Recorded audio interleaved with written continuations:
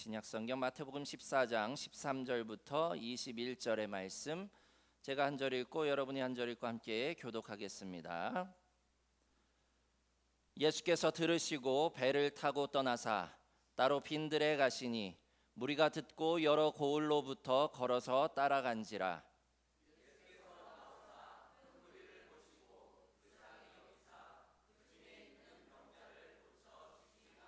저녁이 되매 제자들이 나와 이르되 이곳은 빈들이요 때도 이미 저물었으니 무리를 보내어 마을에 들어가 먹을 것을 사 먹게 하소서.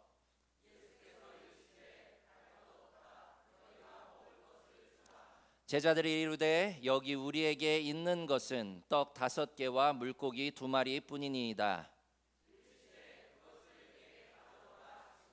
무리를 명하여 잔디 위에 앉히시고 떡 5개와 물고기 2마리를 가지사 하늘을 우러러 축사하시고 떡을 떼어 제자들에게 주시매 제자들이 무리에게 주니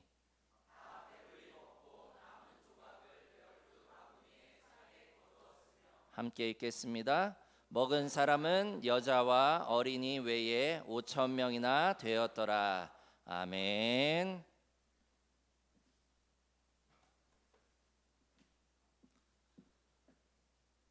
네, 이제 한 달간 우리가 여름 성경학교가 끝나고요. 8월이 되었습니다. 아침에 은서가 보더니 아빠 앞에가 왜 이렇게 아무것도 없어요. 한 달 동안 뭐가 이렇게 쫙 있다가 없어지니까 약간 허전한 감도 있지만 또 깔끔한 그런 느낌도 있어요. 그래서 7월과 또 8월은 너무도 다른 그러한 부분들이 있습니다만 이제 7월 말과 8월 초가 되면요 사람들은 저마다 휴가를 떠납니다. 지난주에 보니까 식당들도 휴가 혹은 뭐 병원들도 휴진 안내나 이런 것들이 많이 있는 것을 보게 됩니다. 여름이니까 계곡이나 해변 물놀이장을 선택을 하게 되고요. 또 좀 더 여유가 있는 분들은 아예 해외로 그렇게 떠나시는 것들을 보게 됩니다. 지난주 뉴스를 보니까요. 경남 양산이 41도가 넘는, 한국도 이제 40도 가까이 그렇게 치솟는 계측 이래 가장 더웠던 날이라고 그렇게 이야기를 합니다.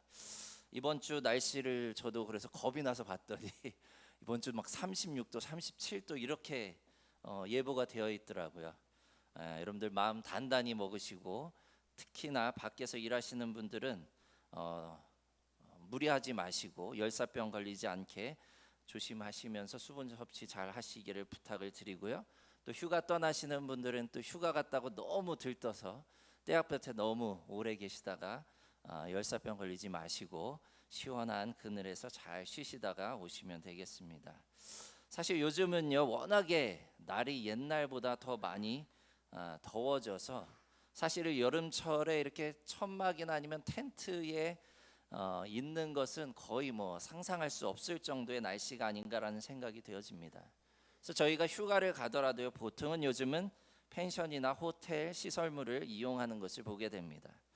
교회 역시 마찬가지로요. 우리가 수련회를 하게 되면 대부분은 교회 수양관이나 아니면 시골 교회를 이용을 해서 그렇게 적정 인원을 채워서 수련회를 진행을 합니다. 그런데 옛날에는요 그렇게 시설물들이 많지가 않았습니다. 그래서 제가 기억하기로는 옛날에는 학생부 수련회나 아니면 어른들도요 천막이나 텐트를 지고 그렇게 계곡에서 그렇게 수련회를 하고 또 부흥회도 하고 그랬던 기억이 납니다. 사실 제가 인터넷으로 찾아봤는데 그런 사진은 또 없더라고요. 그래도 옛날 90년대에 부흥회나 아니면 수련회 아주 빼곡하게 선풍기 한 대 틀고 저러고 했습니다. 땀이 그냥 비 오듯이 흘렀죠. 그리고 제 기억으로는 또 이렇게 계곡이나 이런 데 가서 수련회를 진행을 하면 좋은 시설물들이 아니다 보니까 벌레들도 참 많고요. 아주 기상천외한 일들이 많이 벌어집니다. 근데 가만히 생각을 해봤어요. 전기도 없었을 거고 불도 없는 그런 상태에서 어떻게 수련회를 진행했지라는 생각이 되었습니다. 마이크 시설도 없고 그곳에서 우리가 함께 찬양하고 예배하고 어떻게 그것이 가능했을까라는 생각이 되어집니다. 그래도 항상 학생 청년들에게요, 은혜 받았던 순간이 언제냐라고 그렇게 물어보면요, 대부분 수련회 때라고 그렇게 이야기를 하는 걸로 봐서 성령의 임재하심과 역사하심은요, 그 어떤 환경과 여건을 따지지 않는다라고 하는 것을 우리는 다시 한번 깨닫게 됩니다. 아무튼 올해 학생 청년 수련회는요, 저희가 천막치고 계곡에 가서 하지는 않습니다만, 그래도 하나님의 성령의 뜨거운 그 역사가 우리 학생 청년들에게 임할 수 있기를 간절히 소망합니다. 오늘 저는 여러분과 함께 어찌 보면 아마 최초의 여름 산상 성회가 아니었을까라는 생각이 되어지는 오늘 마태복음 14장의 말씀을 함께 나눠보기를 원합니다. 우리는 흔히 오늘 말씀을요, 오병이어 사건으로 기억을 합니다.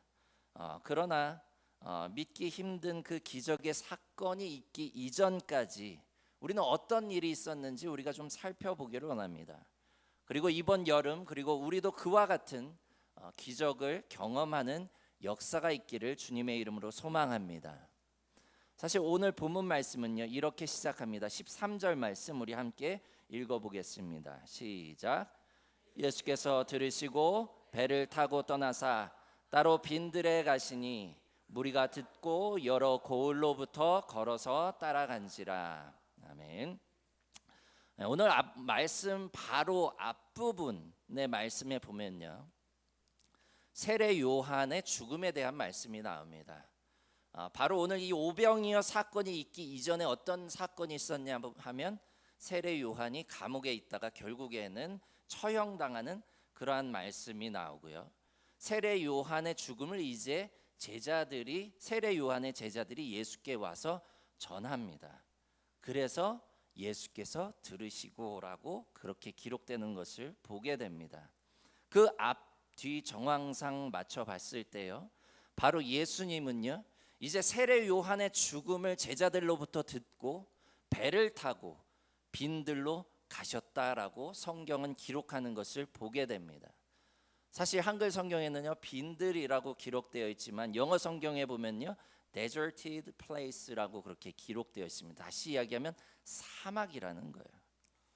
예수께서 항상 기도하시기 위해서 가신 곳이 있죠. 산이나 혹은 광야였던 것을 우리가 보게 됩니다. 다시 이야기하면 오늘 말씀의 시작은요, 예수께서 이제 세례 요한의 그 죽음에 대한 소식을 듣고 너무도 비통한 마음에 이제 사역을 잠시 멈추고 어디로 가셨다고요? 광야로 가셨다라는 말씀을 보게 됩니다.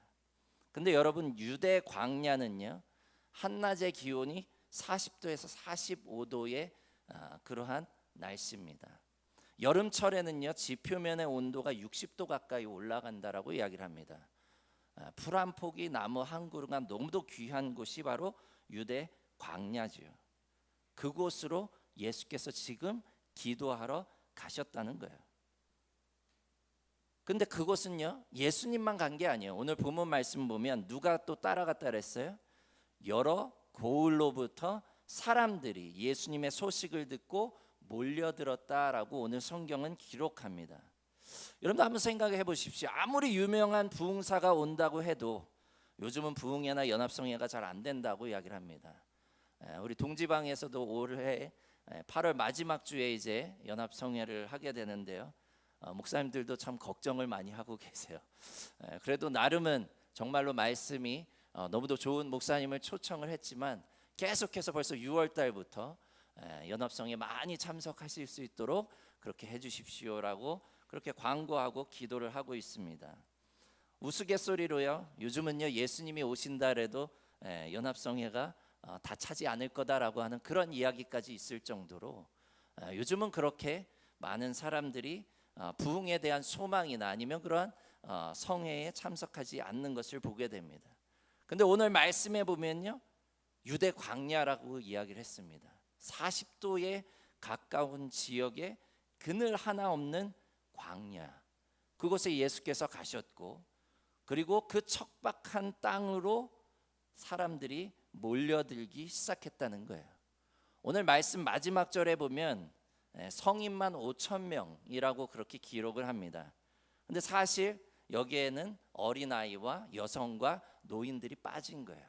그래서 이것을 다 합치면요, 학자들에 의하면 한 2만 명 정도가 모였다라고 이야기를 합니다. 어느 정도 수치인지 잘 추산이 안 되시는 분들은 혹시 지난주에 싸이 콘서트 갔다 오신 분 계신가요?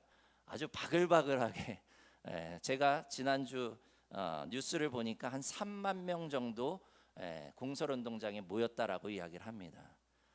2만 명이라고 하는 숫자는요, 원주시에 있는 공설운동장을 저렇게 촘촘하게는 아니더라도 꽉 채워서 앉을 정도의 그 정도의 인원이라는 거예요. 그러한 사람들이 지금 어디 있다고요? 유대 광야 40도에 가까운 그러한 뜨거운 떼약볕 아래에 그렇게 예수님을 보기 위해 나왔다라고 하는 거죠. 사실 이해가 안 갑니다. 저들은 대체 어떤 사람들이었고 왜 그 뜨거운 유대 광야를 행했을까? 싸이를 보기 위해서 그렇게 간 사람들은요, 그리고 시원한 물대포를 쏴주기 때문에 사실 뭐 걱정을 안 합니다. 그러나 유대 광야는 진짜 비가 올 확률이 1도 안 되는 그런 상황이죠. 그럼 대체 어떤 사람들이었길래 그렇게 예수님께 나아갔을까요? 오늘 14절 말씀에 보면 답이 나와 있습니다. 우리 함께 14절 말씀 읽어보겠습니다. 시작. 예수께서 나오사 큰 무리를 보시고 불쌍히 여기사 그 중에 있는 병자를 고쳐 주시니라. 아멘. 예수께서 기도하러 가셨습니다. 그런데 어느 순간 눈을 들어서 웅성거리는 소리를 듣고 주변을 살펴보니까요, 사람들이 몰려들기 시작하는 거예요. 그리고 저들을 바라봤을 때 예수님의 첫 마음이 뭐였다고요? 불쌍히 여기셨다라고 기록합니다. 영어 성경에 보면요, had compassion, 긍휼히 여기는 마음이 올라왔다는 거예요. 왜 그랬을까요? 다시 말하면요, 저들은 지금 말끔히 차려입고 예수님의 가르침을 받기를 원하는 그런 사람들이 아니었어요. 혹은 예수님을 걸려 넘어지게 하려는 바리새인이나 서기관들이 아니었을 겁니다. 만약에 저들이었다면요, 회당으로 가지 뜨거운 광야로 나오지 않았을 거예요. 다시 이야기하면 지금 예수님께 여러 고을로부터 걸어 나온 자들은요, 다들 절박한 사람들이었어요. 오랜 지병을 앓거나 삶의 고통스러운 문제들을 가지고 있거나 하루하루 먹고 살기 힘든 그 절박한 심정으로 예수님께 나오게 된 줄 믿으시기를 바랍니다.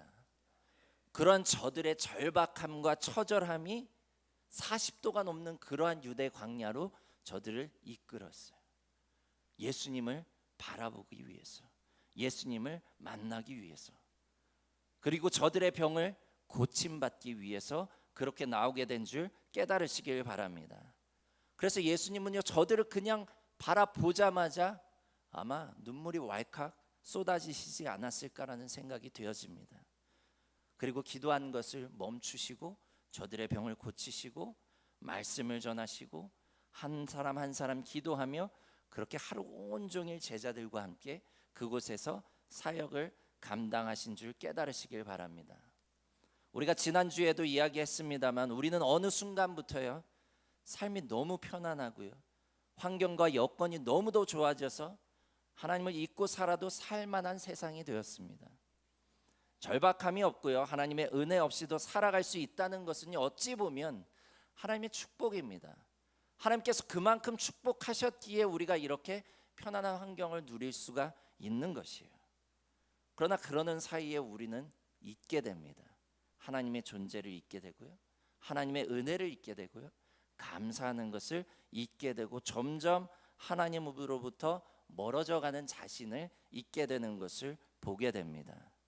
오늘 말씀을 통해 우리가 깨닫게 되는 사실은요, 바로 그때 당시의 유대의 그러한 지도자들이나 종교 지도자들이나 혹은 그때에 잘 살던 사람들은 예수님을 찾아오지 않았다라고 하는 사실이에요.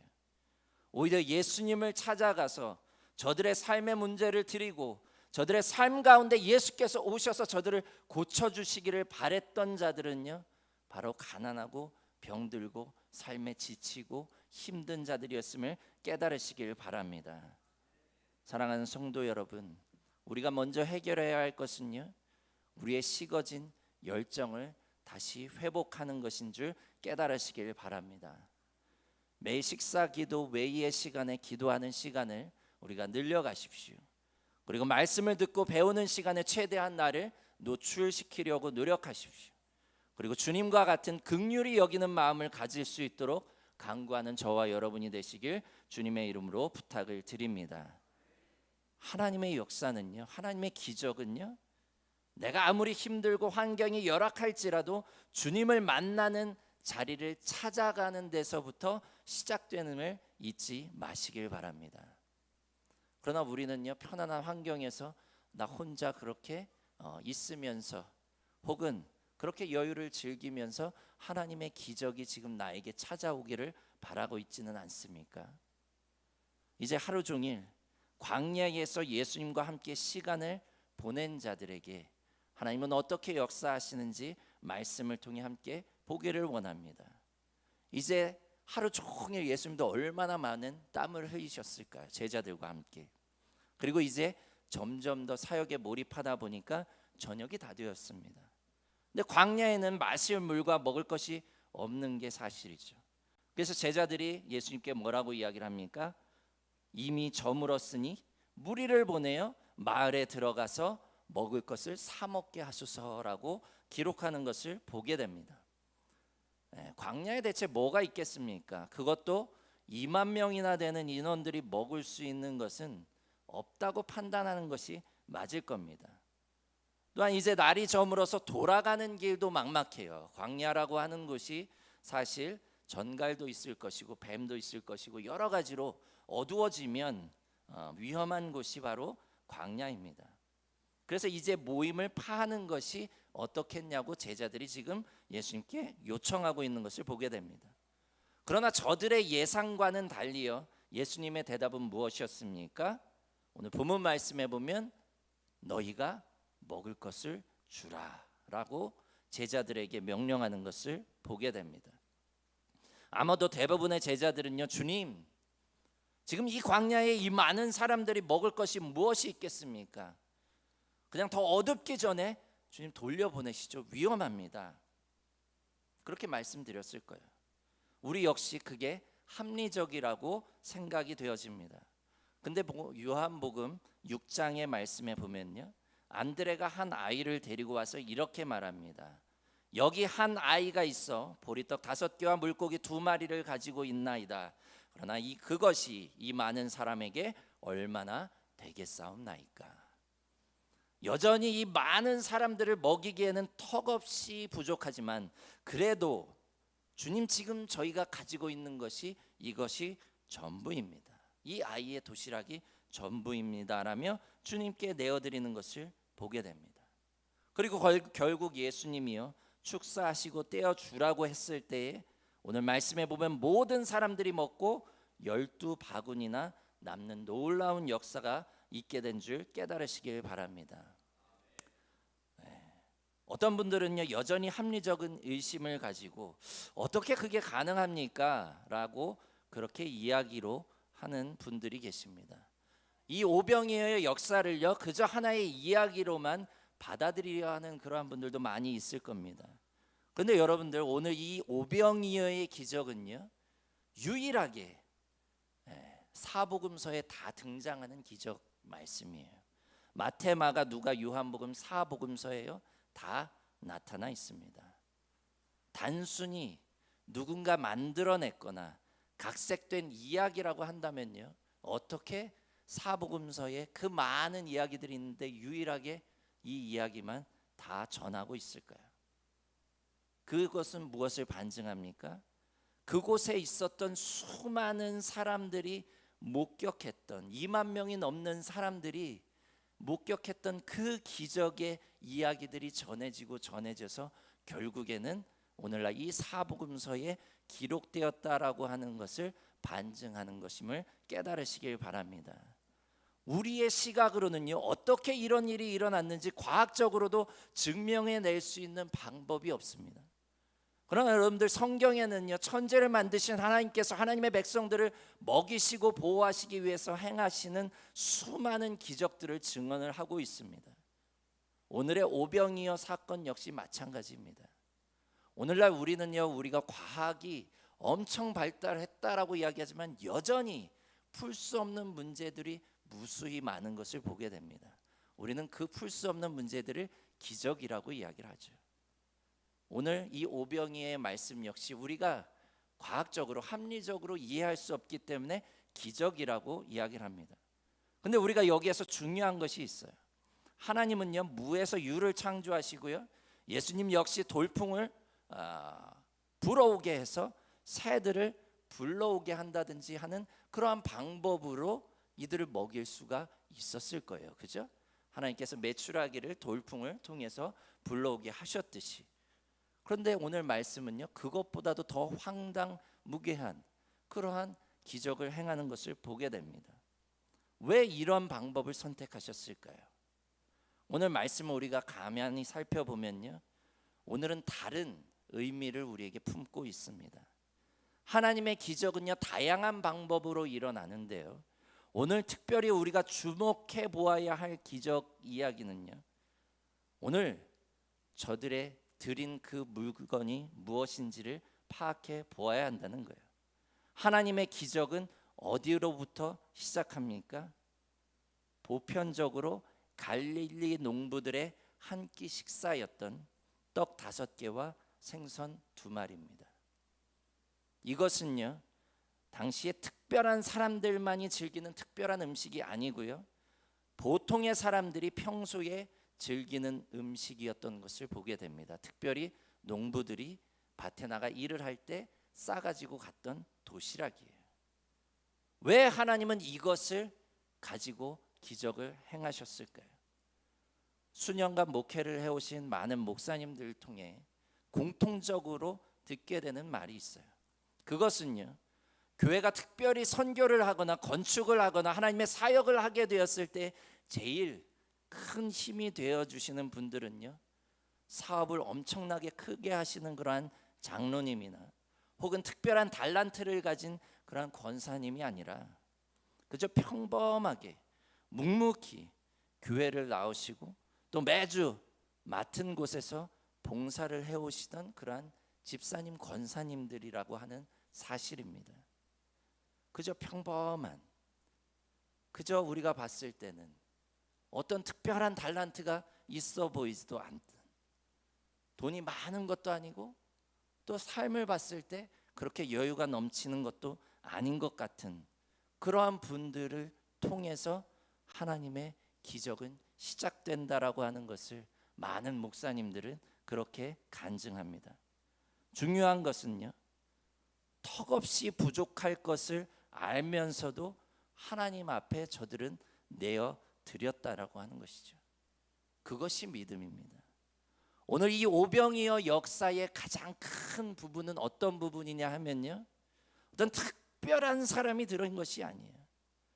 어저 엄청나게 큰 것을 드린 것이 아니에요. 그저 보통의 한 어른이 혹은 아이가 그날 자신이 먹으려고 했던 그러한 아주 평범한 혹은 남들이 봤을 때 초라하기 짝이 없는 그러한 떡 5개와 물고기 2마리를 하나님 앞에, 예수님 앞에 내어드렸을 때 거기에서부터 하나님의 기적이 시작되었다는 것을 잊지 마시길 바랍니다. 사랑하는 성도 여러분, 여러분의 매 순간 드림과 그 헌신을 너무 과소평가하지 마십시오. 하나님의 기적은요, 거기서부터 시작되는 거예요. 내가 더 하나님께 헌신하고 싶고 더 드리고 싶고 그 마음은 알겠지만 그 마음 때문에 오히려 우리가 하나님 앞에 헌신하고 내어드리는데 방해가 되고 있지는 않습니까? 오늘 이 보리떡 5개와 물고기 2마리를 기억하십시오. 내가 드릴 수 있는 것, 내가 헌신할 수 있는 것부터 시작하면 되는 것입니다. 그 가운데서 하나님은 역사하시고 그것이 모여서 하나님의 기적이 이루어지는 줄 깨달으시길 바랍니다. 마지막으로 예수께서 축사하시고 제자들이 모든 무리에게 떼어주는 것을 보게 됩니다. 그리고 성경은 뭐라고 기록합니까? 20절 말씀 함께 읽겠습니다. 시작. 다 배불리 먹고 남은 조각을 12바구니에 차게 거두었으며. 첫째로 오늘 말씀에 보면요, 다 어떻게 먹었다고요? 배불리 먹었다는 거예요.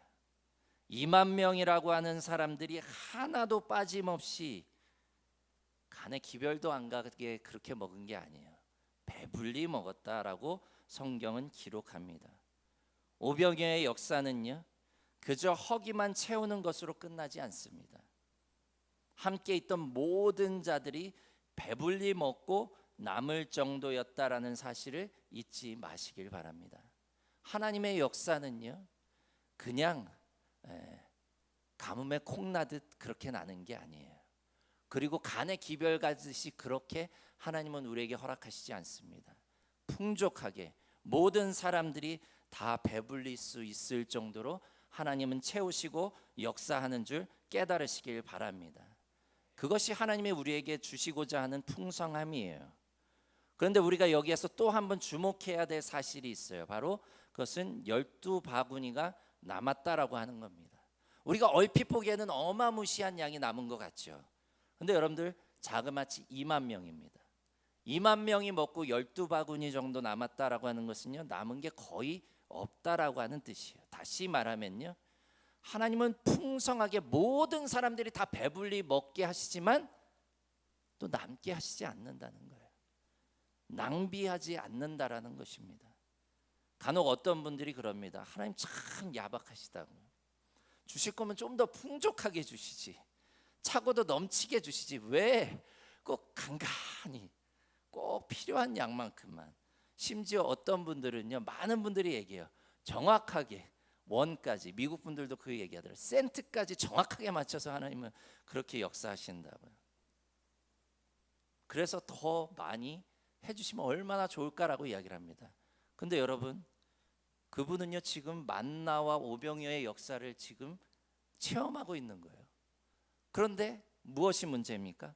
더 원하는 게 문제인 거죠. 사실 여러분들, 만나가 하루 먹을 양식 이상이면 썩어지게 되죠. 오늘 말씀에 2만 명을 먹일 분량이 아니었는데 하나님이 4만 명이 먹을 분량을 주신다면 그거 다 어떻게 합니까? 광야에다 다 버리고 가야 되지 않겠습니까? 생선 다 썩어버리지 않겠습니까? 오늘 말씀에서 또 하나의 기적은요, 남지 않았다는 거예요. 그것이 하나님의 역사입니다. 하나님의 기적은요, 정확합니다. 우리가 필요한 양만큼 각자 배불리 잠자리에 들 만큼 정도로 채워주시고, 그 이상이 되어서 우리가 물질의 노예가 된다거나 우리의 건강을 해친다거나 죄를 짓지 않게 하시는 분이 또한 하나님이심을 오늘 말씀을 통해 깨달으시길 바랍니다. 사랑하는 성도 여러분, 오병이어는요, 단순한 이야기가 아닙니다. 예수님과 함께한 가난하고 병들고 삶이 고단한 자들을 배불리 먹이시는 그 하나님의 놀라운 사랑의 기적 사건입니다. 그리고 그 사건의 시작은요, 갈릴리 농부들이 먹었었던 보통의 식사요, 또 한 어린아이의 믿음 어린 나눔과 드림에서 시작되었음을 잊지 마시길 바랍니다. 아주 작은 어린아이의 드림으로부터 그 하나님의 놀라운 기적의 역사가 시작되는데, 우리는 어떻겠습니까? 이제 저와 여러분도 우리가 나누고 드릴 수 있는 것을 믿음으로 내어 드리시길 주님의 이름으로 부탁을 드립니다. 저와 여러분이 내어 드리는 것이 시작이 되어서요, 우리 교회와 또 지역 사회 가운데 하나님의 오병이어의 역사가 일어나서 가난하고 병들고 지친 자들을 배불리는 놀라운 역사가 펼쳐지길 주님의 이름으로 소망합니다. 제가 우리 해인교회 이주모 목사님을 만날 때마다 그 목사님은 계속해서 간증합니다. 목사님, 처음 시작할 때 노숙인 한 명을 섬기는 사역으로 시작했습니다. 그러나 지금은요, 인천시에 있는 엄청나게 많은 그러한 가난한 자들, 이웃들 매년 매일 그렇게 섬기고 있습니다. 하나님의 오병이어의 역사가 거기서부터 시작이 되었습니다. 지금도 하나님은 오병이의 역사를 일으키길 원하십니다. 그러나 우리는요, 하나님께 간절히 간구하는 그 믿음이 없음을 이 시간 다시 한번 고백하시길 바라고, 또한 우리가 지금 하나님 앞에 내어드릴 수 있는 것이 무엇인지를 먼저 고민하며 하나님의 오병이의 역사가 지금 나와 또 우리 교회에 그리고 이 지역 사회에 일어나기를 간절히 바라는 마음으로 함께 나아가는 저와 여러분이 되시길 주님의 이름으로 축원합니다. 기도하겠습니다. 하나님, 한 어린아이가 드렸던 그런 오병이어가 하나님 2만 명이나 되는 그러한 사람들을 먹이고 저들의 삶 가운데 하나님께서 먹이시는 그리고 하나님께서 돌보시는 그 놀라운 구원의 역사를 체험하게 하심을 감사를 드립니다. 이것은 단순한 기적이 아니며 이것은 단순히 한 끼를 때우는 그러한 것이 아니었음을 이 시간 말씀을 통해 깨닫습니다. 우리가 누군가에게 베푸는 1,000원 한 장, 10,000원 한 장의 그 베품이 하나님 오병이어의 드림이 되게 하시고 하나님께서 정말로 쇠뇌되고 병들고 가난하고 힘든 그러한 삶을 살아가는 저들도 돌보신다는 그 사실을 깨닫는 놀라운 역사가 있게 하시고 그것을 통하여서 우리도 드림의 기쁨이 되게 하시며 이 땅 가운데 하나님께서 풍성히 채우시는 그 놀라운 하나님의 오병이어의 역사를 경험하게 하여 주시옵소서. 그러한 믿음의 사람들이 여기 있사오니 하나님 우리를 기뻐받아 주시옵소서. 감사드리며 예수 그리스도의 이름으로 기도드렸사옵나이다. 아멘.